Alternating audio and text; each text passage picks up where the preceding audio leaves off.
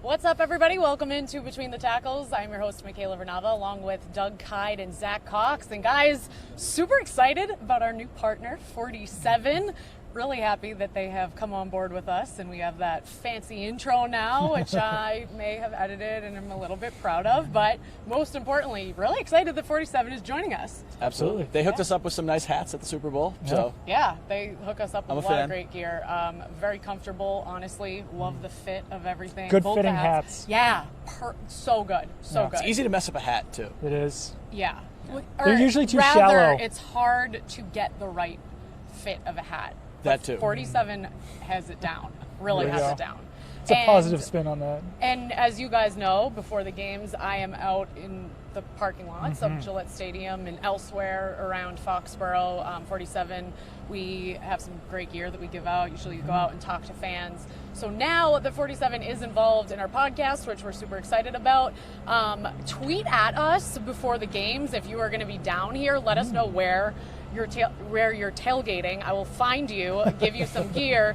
Only caveat or condition being that you need to take a picture with the hat or t-shirt, whatever we happen to give you, and then post it anywhere on social media: Facebook, Twitter, Instagram, using the hashtags. Sounds like a pretty good deal. That is a good deal. It is a good deal. Yeah. Basically, all you have to do is have fun at your tailgate and let us know where you are. You get some awesome free gear. Required fun. Yeah, and then post with the hashtag Between the Tackles and let your you out. That is 47's logo. I love it. One of the best hashtags on the internet. I'm already tongue-tied today, guys. It's all right. What's going on? It's because I think I ate too much Papagino pizza in the media room.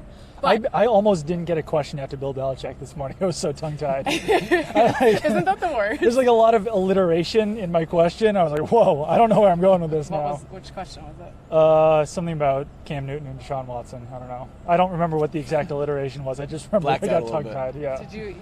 Do you know how sometimes when you say the first letter of the last name in front of the first name? Oh, like Washawn Dotson? Yeah. That's my favorite funny slip up. I swear to God, though, I can't say words right now. I keep saying the wrong ones. Hopefully this will get better. But Cutin? That would be a weird one. yeah. But I one day in the office with a couple of our writers just sat and went through pretty much the entire NFL saying names like that. And That must have not been annoying at all. Dying laughing. It's fun. You should try it sometime. But in the meantime, guys, let's get into some of the X's and O's. That is what we're here for, even though we do like to have some fun. Week 3 takeaways. First of all, just want to start with that game did not go as I expected, and I don't think many people expected, but we certainly learned that the offense of the New England Patriots is very good. Tom Brady is very good, and Brandon Cooks really tore it up out there. Yeah, I think that on this podcast last week we were wondering, or there was the question of what's wrong with Brandon Cooks, and there's nothing wrong with Brandon Cooks. He's on pace for like 1,300 yards now, and there's nothing wrong with Tom Brady either, other than the fact that he's somehow reversing time and getting better as he gets older. His stats are incredible right now. He's got, 8 touchdowns? Yeah, he leads the league in Leads the touchdown NFL in passes, yards. and he didn't throw a single touchdown in week 1. Yes. So he's thrown more Pretty touchdown impressive. passes in the last 2 games than any other quarterback has thrown in all 3 games this season. So, I he's on also- fire right now. I wrote before week 3 that Tom Brady was throwing more deep balls than ever before, and that was only after 2 weeks. I was like, all right, this will probably slow down. Then last week, almost every completion he had was a deep completion, Crazy, and yeah. he continues to improve in that aspect of his game too. So for anyone hoping that he would take a step back at 40 years old, that has not been the case. No, so definitely far. not. And even though the game didn't go as we expected it would, certainly was not because of him. Nope. If anything, obviously they really only won that game because of him, which is really incredible. So let's stick with the positive first. We'll get to the defense later. Let's stick with the offense. Brandon Cooks obviously really clicking, which, as you said last week, it's not like there really was much of a problem No. beforehand anyway, but he did have those big plays, game-saving plays. I had said I think it's maybe the eye test that fans need to appease them. Certainly passed the eye test and more on Sunday with that touchdown and then the 2-point conversion, wouldn't you say? Yes. It was certainly definitely, did. like you said last week, the fantasy test too. This was really Right. even though we said that Brandon Cooks was good, if not very good, through those first 2 games, he didn't have a kind of breakout statistical game until this game. I mean, 131 yards, 2 touchdowns, I believe it was, including the game winner right at the end. And a 2-point conversion. And a 2-point conversion. Yeah, he was on fire in this game. This is exactly this was, I guess, like the highest expectations fans could have had of Brandon Cooks was what he showed on Sunday. And yeah, he's going to be such a weapon for this offense this season. And the play that I liked more from him than even the second touchdown that was the game winner was the crossing route over the middle, where he just ran past the entire defense. He is incredibly fast. His route was not only fast, but then once he got the ball in his hands, no one was catching him. Absolutely no one probably could have caught him unless they were like Deion Sanders in their prime. When he hits that acceleration button, there are very few players in the NFL who are faster than him. Yeah, the athleticism factor is something Zack and I talked about immediately after the game on Sunday, just saying that Thanks for leaving me out of that. I mean, you left. You left early after we did a little defense analysis. You Very looked busy, it up to the very press busy box guy. to go right, and Still don't appreciate it. you didn't even want to hear what we had to say about the offense. Man, Couldn't care less. It was Disrespect. harsh. Disrespect. Whew, I thought we were a team here. Anyway, Zack and I did talk about how that final play was a combination of awareness to be able to get both feet in, but also the sheer athleticism to be able to balance, get the feet in. Like, I swear the bees wait until the podcast starts. We've been sitting out here for a half hour. Nothing came. How stoic I am about And that. now I'm dude. going to have to just not breathe. I think we're good. I think We're he good. left. But yeah, going back to that play, phenomenal athleticism by Brandon Cooks to keep his feet in downs, Yes. but also a really, really good throw by Tom Brady. I went back and rewatched that game afterwards the following morning, and I think Tom Brady's first pass and last pass to Brandon Cooks might have been the two of the best throws he's had all season. He had that first one that was the 44-yard pass down the sideline. Wow, I believe it was Clowney was basically on top of him. He had kind of released it like this. The bees Hey, under what's your up, buddy? armpit. It might have gone in your shirt. This is No, my we biggest got it. fear. We It's got it. happening He's to here. Zack. At He's least here. it's not me. Sorry, Zack. And Speaking then of team. And then on that last touchdown, Brandon Cooks just kind of settles right into that zone in that kind of gap space in the cover two. Brady just zings it right in there before the safety, who should have ended the game with an interception 2 plays earlier. Can't get over. Brandon Cooks gets the feet down, touchdown, Patriots win. But the- Is it still? It's on? It Yeah, it's is, on your mic. Yeah. Oh, Let's get out of here. No. You got to get We're very distracted by the speed. Let's keep going. Yeah, we a will not bug be spray, distracted. Bug spray sponsor of this. Okay, at least it's not coming at me this time. Yeah, it's going all at on you, Zack. That's Yeah. fair. Yeah, that's that's fine. fair. I can handle Okay, so in addition to Cooks, Danny Amendola being out there obviously helped as well. And I would even go so far as to say that, so we talked about when Edelman went out, the concern over the Patriots offense lacking identity. I am in no way saying that Amendola takes Edelman's place, but I do feel like that little bit of presence maybe helps. I did love after the game when I asked Amendola, I was looking for a specific answer as to who is kind of that guy who is taking over for Edelman on the sideline in the huddle that is that vocal leader type, and he didn't give me an answer.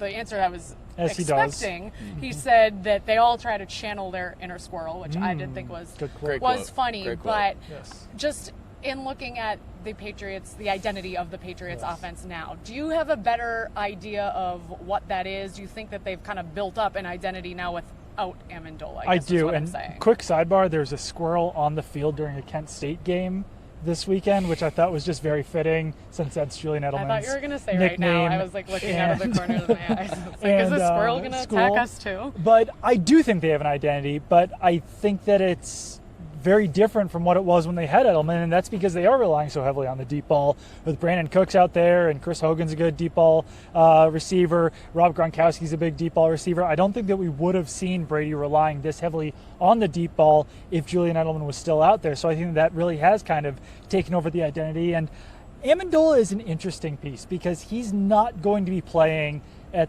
the same amount of snaps as Julian Edelman would have in this offense. He's just not really that type of player at this point in his career, but what he is a very interesting player because there's not really a lot of football players like him out there that are kind of like that. I don't even know what I would compare him to, is almost like a Kyle Korver, like 3-point specialist or something like out heat there. check- heat Except check guy, he's yeah. a third down guy, a heat check guy who you bring in the most important moments when you need him to make a key third down reception. We saw it twice on that final drive. And there's just not a lot of guys out there in the NFL. If a guy is good enough to be on the field on third down, he's probably going to be a starter. But Amendola has been so banged up throughout his career. He's, getting up there in age, 31, 32 years old, that you can't use him on an 80 snap per game basis. So you put him out there on third downs in the slot or in those super important parts of the game, and that's where you use him. And even during the Do Your Job Patriots documentary from last season, Josh McDaniels said that he's their best trash receiver, meaning that he's the guy who can find the spot and fight through some guys and get into the end zone or get that first down. And it's just a very interesting piece to this offense that not a lot of other teams have. Yeah, no, it is. That is a really good point, because I do feel like he's such a key piece of the puzzle, but not in a conventional Julian Edelman, Rob Gronkowski type of way. And by the way, I have no idea if Kyle Korver's the right guy for that comparison. I don't know a ton about the NBA, but it feels right. It's like Isaiah Thomas circa 2014 before he became kind of a superstar. Yeah. But, I was trying to even think about, would Rondo with the big three in Boston, but I feel like he was way more vital. He has a defined role here. He's like a better Eddie House or something. Yeah, Eddie House is a good one. Big Eddie House fan. A little Nate Robinson in him. Yeah. But, it just goes to show that you can't really look at Danny Amendola's stats and read the kind of impact that he has on this team. Last year, he had 25 catches in the entire season. Yeah. That looking at those numbers and looking at his contract that the amount of money that he was making, he's making less now. But you're saying this just doesn't line up. They're drastically overpaying this guy. But then you see with just the level of trust that Tom Brady has in him, especially in these third and long. I mean, the catch he had, I believe, was on a 3rd and 15 or 3rd and 16. Picks up 27 yards. The next play they end up scoring the game-winning touchdown. And that's not an isolated incident. I mean, he does this Super 3 or Bowls. 4 times a season, including in the Super Bowl, including in both of the Super Bowls. He's a clutch player. I mean, I know people have debated forever whether the clutch gene is an actual real thing, but if it's a real thing, then Danny Amendola definitely has it. Yeah. And in addition to the aforementioned points that you just made, I would say maybe even just filling that void as pacifying Tom Brady that he's missing with. I feel like he's not Edelman, but maybe a good substitute. Just the fact that they've played so long together. I mean, he's by far the longest tenured receiver on this team now with Edelman out. So it takes a long time, a lot of times, for Brady to fully build trust in a guy. And he's now been here since, 2013? So this is his 4th or 5th season with the Patriots. A lot of these other guys are in their 1st or 2nd. So him and Tom Brady have that connection, and that really shows on these kind of plays. So if the Patriots' identity now without Amendola is really Edelman. Darn it! Why do I keep Similar doing names. that? Similar I did names. that last week too, and I said McCourty, and I meant to say Malcolm Butler. Thank you guys At for least we having my catch you. back. Yes, Yeah. I appreciate that. Without Edelman, their identity is reliant on the deep ball. Are you then surprised or not surprised by the way the Patriots have been utilizing their running backs and specifically pass-catching backs? No, not too surprised, just because it's never that consistent on a game-by-game basis. I don't think that's kind of the problem with James White if you have a fantasy team or something. There's one game where he'll catch 8 passes and the next one he'll catch 2. Yes, I can speak from experience on that.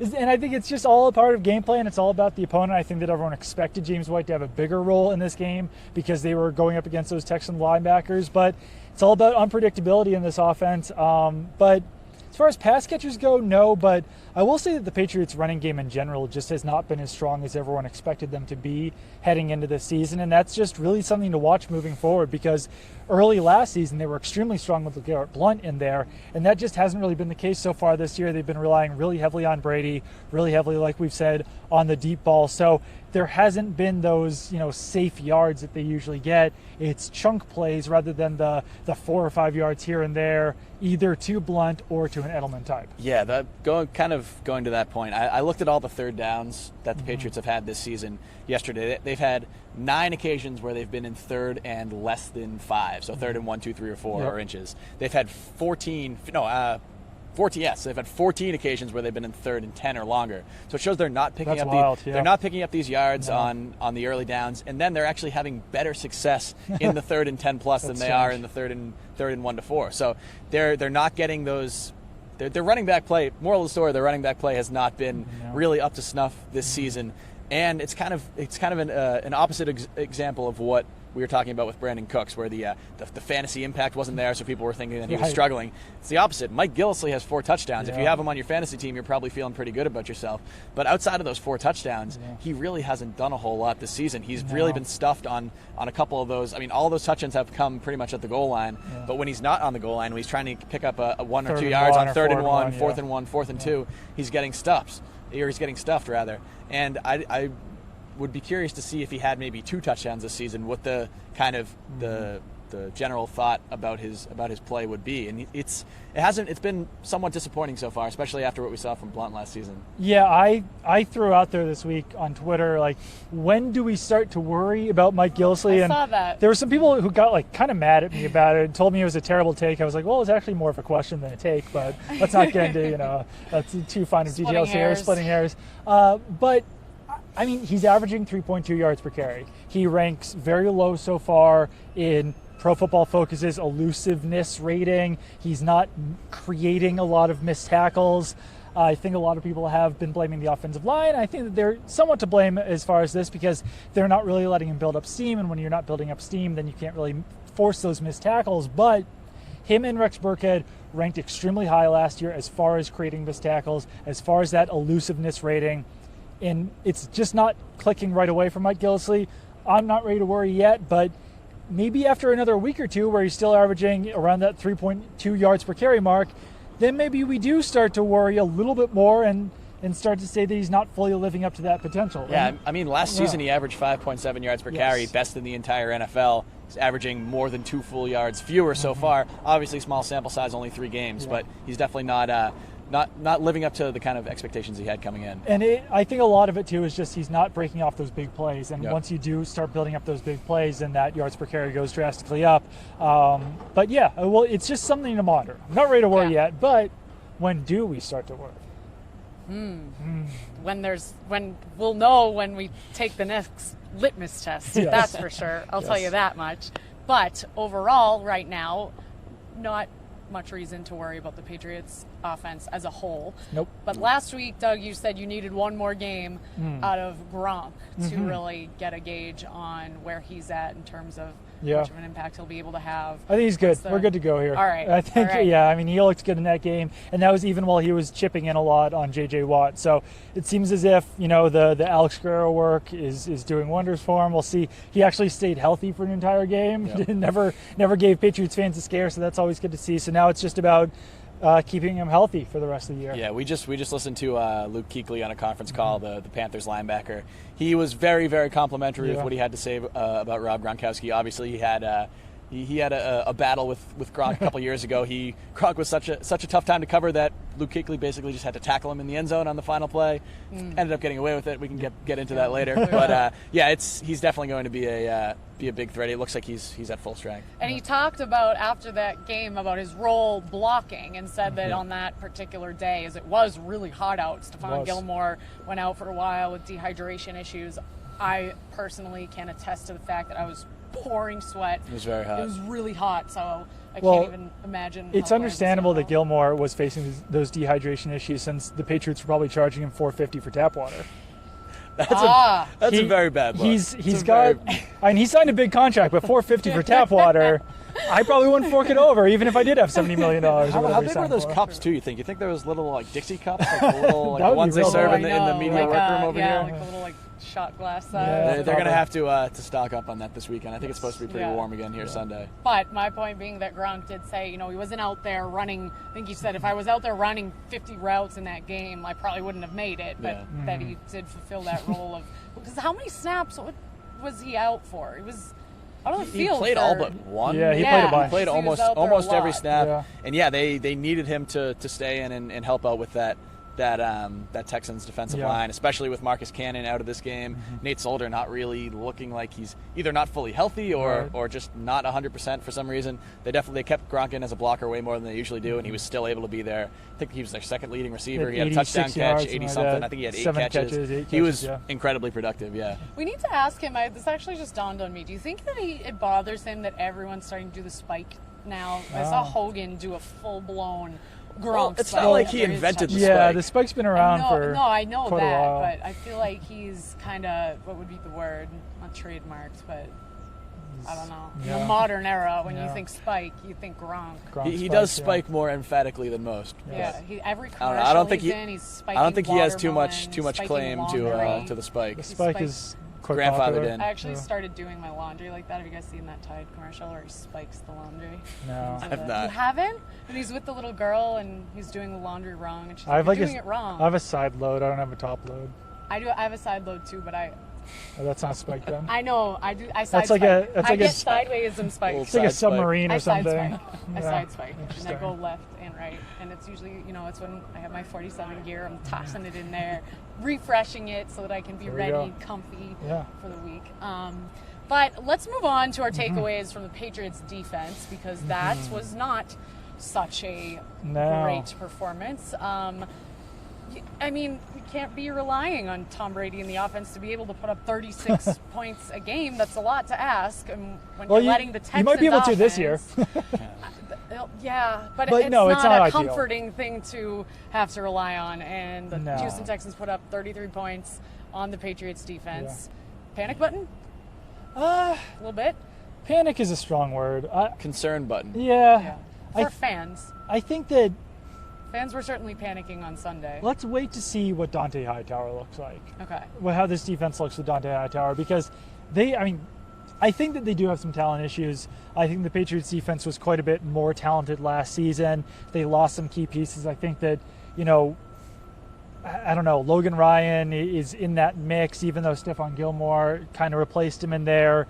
I think that, taking Chris Long and Jabal Sheard and Rob Ninkovich out and replacing them really with Cassius Marsh, Adam Butler, and Dietrich Wise, I think that hurts a little bit. And, those guys have been good, but it's just taking a lot of talent off the field, and Alan Branch hasn't been living up to expectations. You're forcing to play Kyle Van Noy and Landon Roberts a ton with Dante Hightower out of there.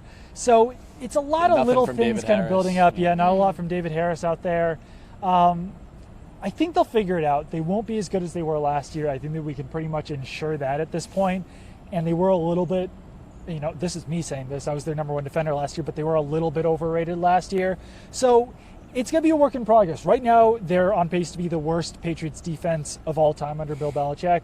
They've never been the 32nd ranked defense in total defense or in points allowed. Right now, they're both. So it's kind of a testament to the offense that they're still able to be 2-1 right now. So we'll just kind of have to see, but there is something to be worried about. Yeah, last week we were saying that this Texans game could be kind of the I don't want to say litmus test, but this could be a bounce back game for this Patriots defense because the Texans offense was so bad through 2 weeks. Deshaun Watson ran all over them. He looks like the truth. I was very, very impressed with what I saw from him.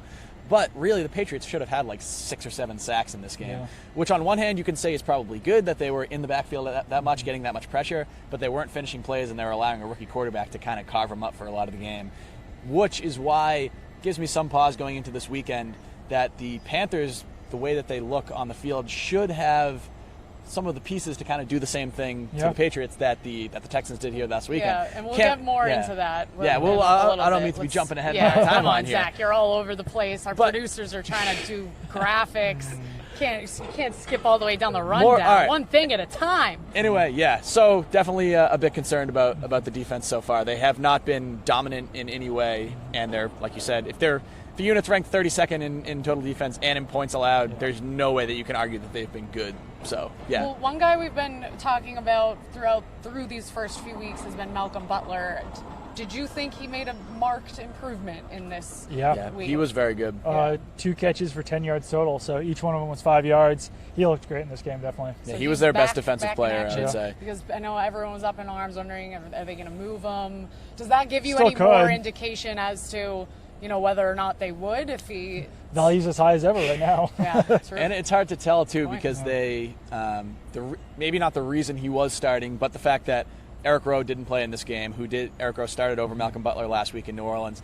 Didn't play in this game, so Malcolm Butler was back in the starting lineup. Yeah. Who knows whether Butler would have been back in anyway, even if Rowe was healthy. But now if Rowe's healthy again this week, we'll see how the cornerback situation shakes out. But yeah, Malcolm Butler did everything that he could have been asked to do on Sunday. He was probably the Pats' best defensive player, and it was easily his best game of the season by far. All right, well, you started with Dante Hightower. Let's roll right now our interview. We were all, Nesson was the exclusive media partner of Dante Hightower's charity event on Monday, so we were all there. It was a great time. Yep. A lot of Patriots players showed up, and Dante Hightower actually talked about that and what it meant to him. So check out that interview.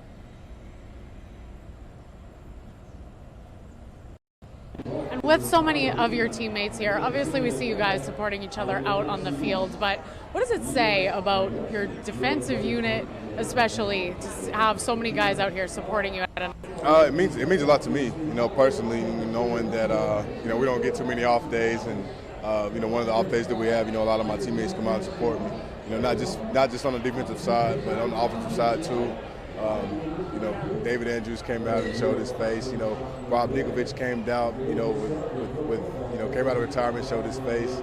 Devin McCourty, Deron, Alan Branch, Malcolm Brown. I had a lot of great teammates come out and show the support. It means a lot to me that that they took their time and they're one of their only off days to come out and show the support. It means a lot to me.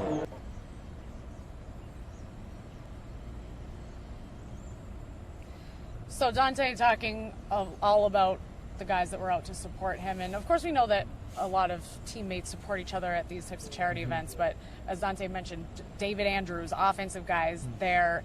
It seems that, I know last season we talked a little bit about Jamie Collins and how he didn't quite fit into the Patriots locker room in terms of just the camaraderie factor. This unit to me seems, at an event like that, I feel like you get the chance to observe their relationship sort of outside where we usually see them, which is at practice or at games. They do seem to have good chemistry off the field, good friendships going on, and Dante obviously talked about that. So when he does come back, do you think that there's more of an X factor that he can bring other than just his obvious on the field skills? And I know that's a tough thing to analyze, but first of all, I would say that if Jamie Collins was still around, he might have even been at that event, because him and Dante Hightower were really close. So I'm not sure how much there is to say about him as a teammate or his camaraderie or anything, but I do think that Dante Hightower does bring a lot on and off the field. He's a captain. I think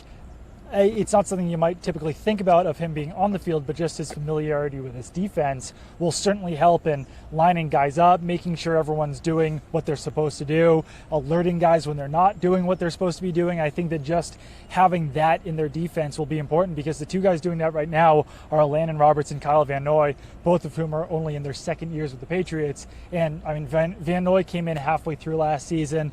Landon Roberts didn't play a whole lot last year, so just having his leadership, his experience in this defense, I think will help quite a bit in there. Yeah, I agree, especially because he'll probably be, actually, even if he's not wearing the green dot, if he continues to kind of play out on the edge and they keep Kyle Van Noy as the main kind of lead communicator to the sideline, Dante Hightower was still kind of the leader of this defense as a whole, of the whole front seven. He's kind of, like you said, he's the guy that's getting everybody lined up, that's making sure everybody's in the right spot. And that's harder to do when you're a guy who's in maybe your first or second season with the team, rather than someone like Hightower who's been here for 5-6 years now. And Cassius Marsh, the guy you mentioned earlier, is someone who's only been here for a few weeks, but at that event on Monday night, I noticed he seems to be assimilating into the Patriots culture, because he was there with a chopped sleeves, gray hoodie. He walked in and I was like, all right. It is kind of cool to see these events, to see the guys kind of interact off the field, away from the locker room. There were some injured guys there too. Cyrus Jones, Derek Rivers. We really haven't seen much of them at all since Valentine was there. Vincent Valentine. Since these guys,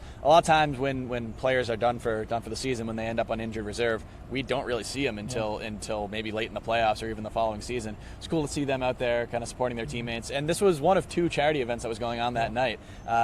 James White was hosting the Mayo Bowl, which obviously used to be run by Gerard Mayo back when he was with the team just down the road. So I know he was saying that there were some guys that went to the Mayo Bowl, then came and went to Hightower's fundraiser. So there's a lot of players on this Patriots team that do kind of this kind of work in the community. So it's nice to see a good turnout for that. Many of the players who fans were booing out here on Sunday, attending multiple charity events in one day. They do seem to have good just chemistry and camaraderie. Like I said, I know I keep using that word, but we seem to talk about it so much on the offensive side of the ball, and it seems like there are more of those names that just kind of like those mainstay staples, the Edelmans, the Tom Bradys. Vince Wilfork is a guy that also I got to talk to on Sunday before the game.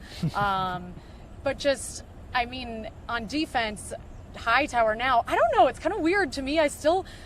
He still seems young in my mind, whereas Big Vince is like a guy that, I don't know. Part of me is just wondering, is lacking a guy like Big Vince a factor right now? I will say one thing about that I've been actually thinking about quite a bit is that when Vince Wilfork was on this team, he played a ton of snaps defensively. He was playing in like the upper 80 percentile. The Patriots do not have a defensive tackle on this team that does that anymore. And some of that is scheme-based, how they want to bring smaller players onto the field on 3rd and long to get after the passer. But a guy like Wilfork was so valuable and so good that they stuck him on the field on 3rd and long. And that's when they're pulling guys like Malcolm Brown and Alan Branch and Lawrence Guy off the field. So I think that's really one part where they lack, is they don't have a lot of versatility depending on who's on the field. When a guy like Vince Wilfork was on the field, no one could really run against them. They couldn't really pass against them because he was so versatile. Patriots don't really have that type of defensive lineman on their team right now. Yeah, certainly. But nonetheless, Big Vince, not concerned. He assured me that this team knows what they're doing, seems to be confident in them, and here's what he had to say. No, when I retired, I seen some guys stop by the stadium and seen people that I basically was in the locker room with for 11 years, from staff to players, and got a chance to chop it up with them. But it's nothing much I can say. I mean, these guys know exactly what it takes to win and be successful. So only thing my word was to them was just prove it and prove to everybody that how good you are day in and day out. But they don't have a hard time doing that, though.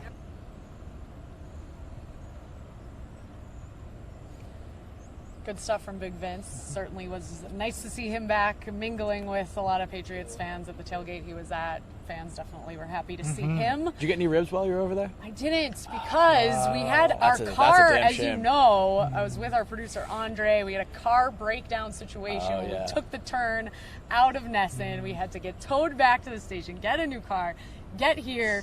By the time I got to the tailgate, all the ribs were gone. Wow. Yeah, you guys had a Huge bummer. rough I know. Sunday. Yeah, it was a bad. it was Not often ideal. not often you can eat genuine Vince Wilfork ribs. Yeah, I was bummed. I was glad we at least got there before he left, but I mean, hey, life happens, so whatever. But I still am gonna be like kind of craving those ribs for a while.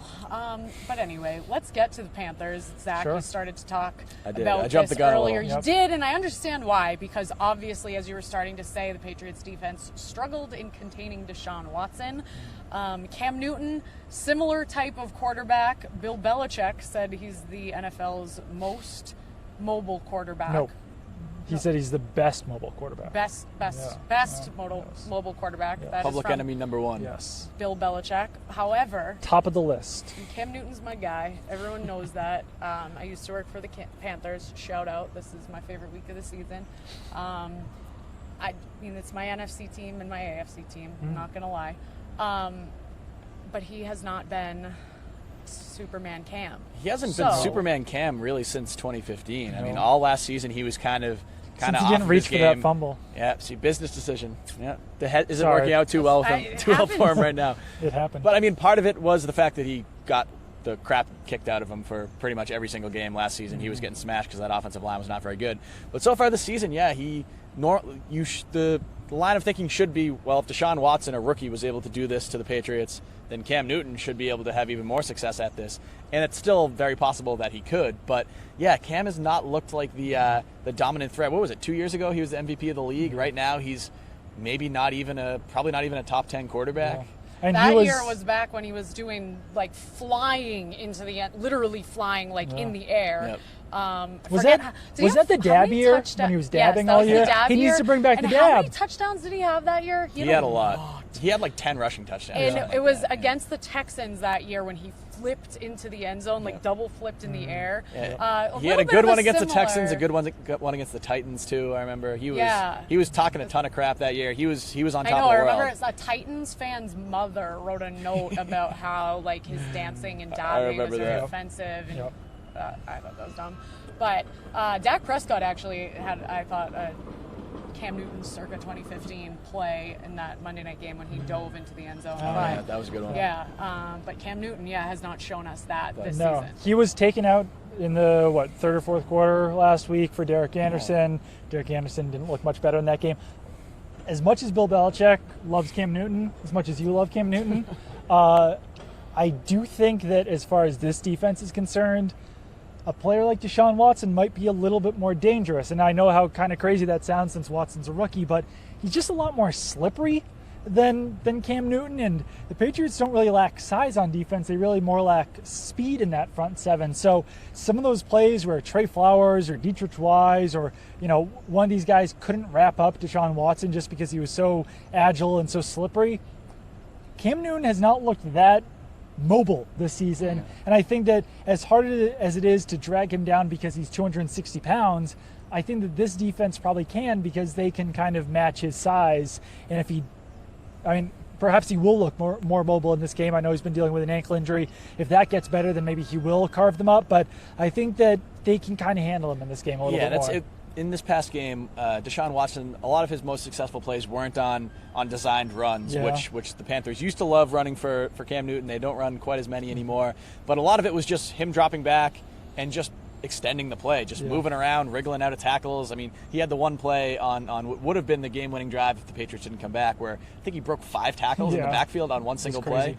Cam Newton has the ability to do that, but like you said, I don't think he's quite as shifty, as slippery as Deshaun Watson is. He's maybe a better legitimate runner when you handle them and when he just tucks the ball and runs. But yeah, that's definitely a or even just as he used to be, because I know when I was in Carolina, that was one thing that they kind of were struggling with, was that this was three years ago, a couple of years ago, when Cam Newton was still younger even than he is now, and trying to make sure that he didn't get hurt, because the way he played was very concerning to see your starting quarterback playing that way, your franchise quarterback, and he has now had some injuries that have accumulated over the years. And now with injuries to their offensive core, then their receiving core, Kelvin Benjamin is not 100%, and without Greg Olsen, that's a huge piece of their offense to not have. It is. I mean, it's kind of similar going into this past game, what we were saying about the Texans. I mean, they have basically one top target in DeAndre Hopkins. We thought that if the Patriots shut him down, they could really roll in this game. They didn't shut down DeAndre Hopkins, but he didn't have a monster game, and the Texans still were able to have a pretty solid offensive effort. That's why I'm worried about Christian McCaffrey this weekend. He had 100 yards receiving last week. Patriots this season, and really going back many seasons, are terrible at covering running backs out of the backfield. They've allowed the second most receiving yards to running backs this year, 253. Only the Saints are worse, and we all know how bad the Saints defense is. I know someone pointed this out to me on Twitter before we came on here, that 253 yards, but 141 of them have come on 4 plays, so you got to disregard that. I'm like, no, that means they've given up 4 50-yard receptions to running backs this season. That's enough of a sample size that it's a bit of a trend. So McCaffrey has shown he hasn't really done much as an actual rusher this season, but he's had he's shown the ability to be that kind of dynamic receiving back. So I think he could have another big game against the Patriots this weekend. I think as far as covering him, you might almost want Devin McCourty on him in this game, primarily because Patrick Chung might be a little bit too speedy for Chung.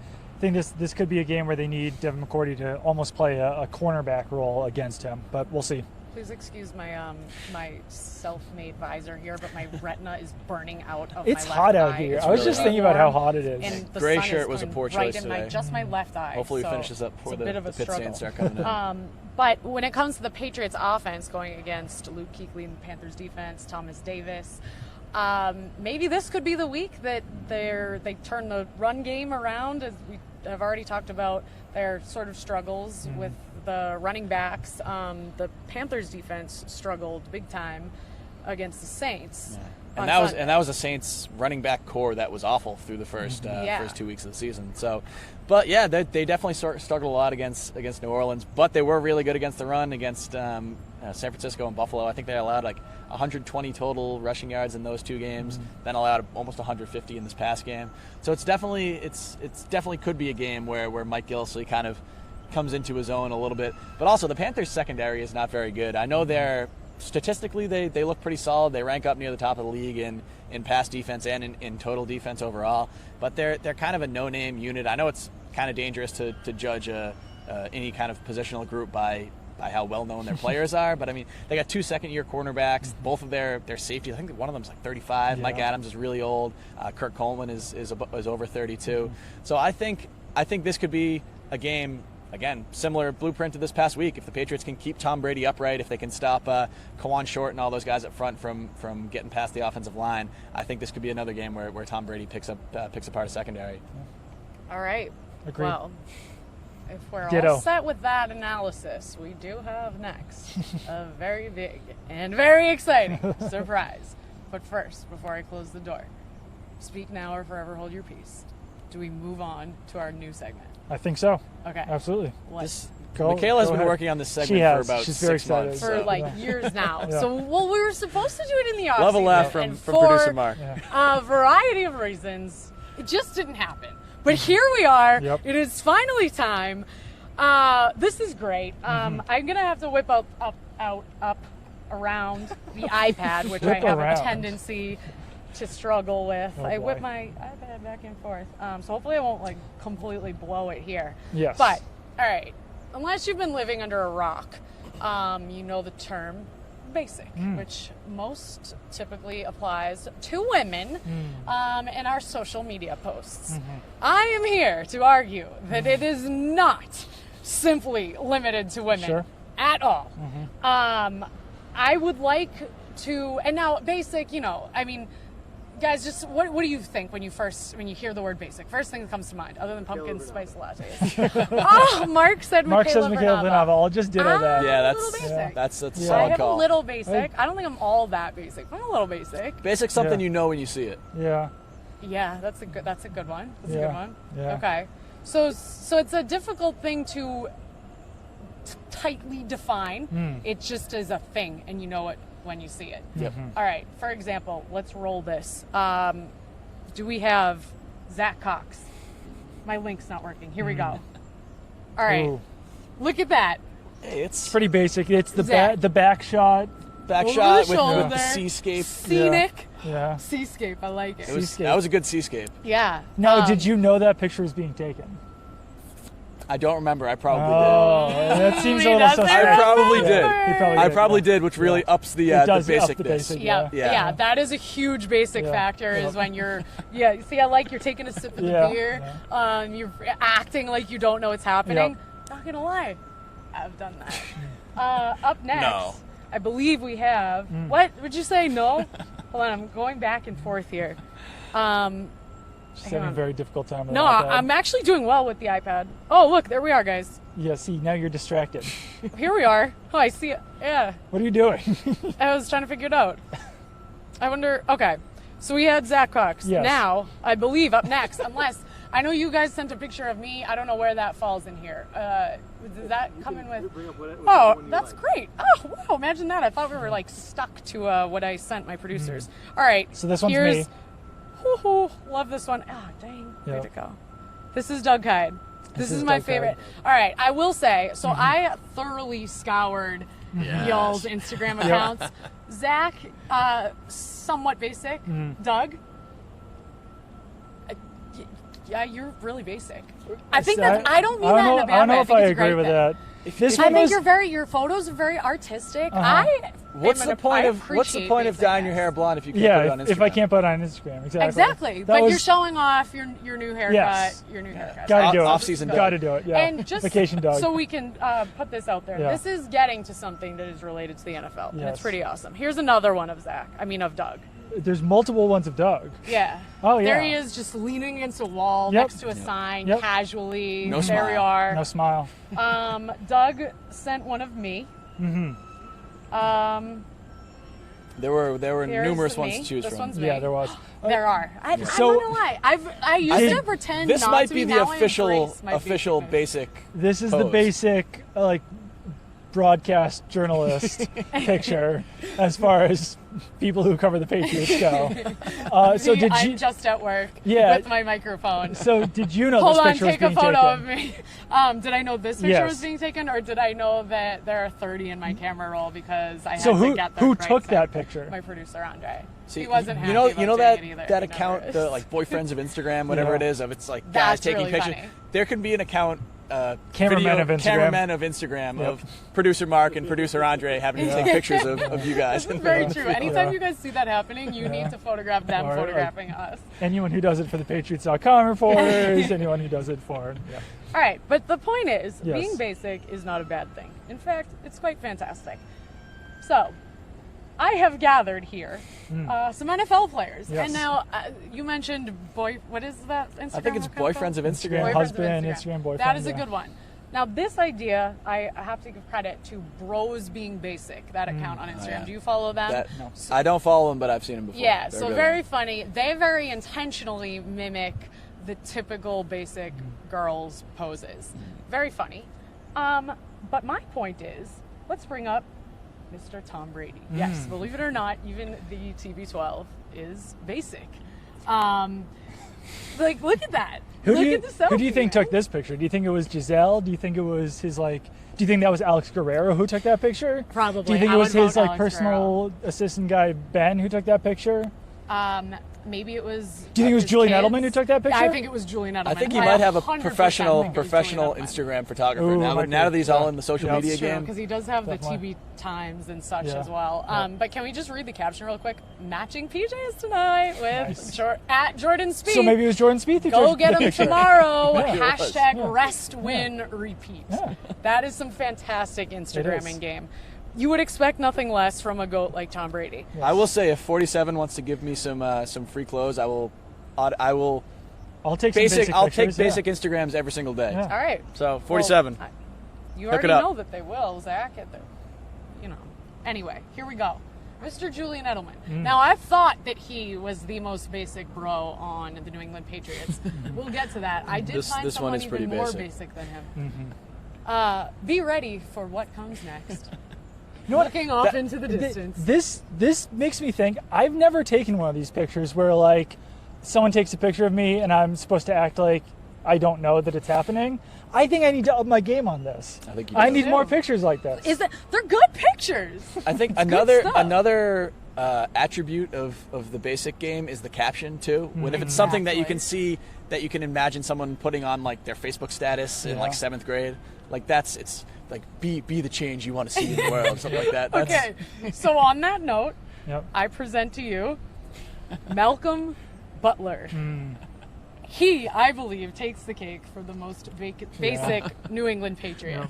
Looking out the plane window with the caption, "Nothing changed but the change, hashtag blessed." It's a great quote. It's a great quote. My favorite part about this Basic picture gold. is that it's a combination of the selfie and the I don't know this picture's being taken. Because, I don't know who else could have taken that picture other than him, but he doesn't look like he knows the picture's being taken. I don't know that I'm taking a picture of myself. Yes, yeah. Exactly. Oh, yeah. man. Next level. Probably, yeah. Oh, my phone just accidentally took this picture. What a great picture of Whoa. myself. Yeah. See, all right, so as I progressed in embracing my basicness, I feel like I've come a long way, but yet I still kind of joke on it. So, a lot of times I'll use the hashtag totally candid, but it's But it's not. totally not. Yeah. I see what you did But there. it's I'm trying to look like it is, but I also know No, I that get it's it. not. I get and it. feel like I have I to get own it. it. Here's one more on Malcolm Butler. And since this was our inaugural NFL Bros Being Basic segment, that's why it was a surprise today. So we're going over several New England Patriots. Here's another from Malcolm Butler. The flamingo pose. Flamingo pose. Just Is that what that's called? I guess. and it That's says, what she put push down. your own Alright. weight, don't need no spotter. And he's looking over his shoulder. Yep. The one-legged just pose. I think more basic bros post the flamingo than women. Oh, Most probably. women don't fling their leg up on a wall like that. And Maybe they you do should do it lean more. on walls, but don't typically put their leg up on a wall like that. All right, so guys, moving forward, every week when we get to the end of the show, we're going to feature the NFL Basic Bro of the week. And this is league-wide. And I would like to encourage everyone to send us. If you have tips, if you find, because not going to lie, I don't think you guys do. I certainly don't follow every NFL player on Instagram. Be So I tedious might taxing. miss them. We'll do our best to try to find them, but please, if you guys see something hilarious, in fact, I will promise we will send some 47 gear if the first person to find iced latte or rolling in the leaves in a pumpkin patch, anything like that, you will email us privately your address. We will send you a 47 hat. It'll be awesome. But yeah, we would really appreciate let's have some fun with this. Let's do it. Everyone needs to embrace the basic, no matter how much basic you are. Everyone is a little bit basic, even the men of the NFL. And a lot of NFL players have really good Instagram games too. It's like actually, it's pretty impressive. So on that note, we'll have some fun with this moving forward. It's been fun recapping our own basicness.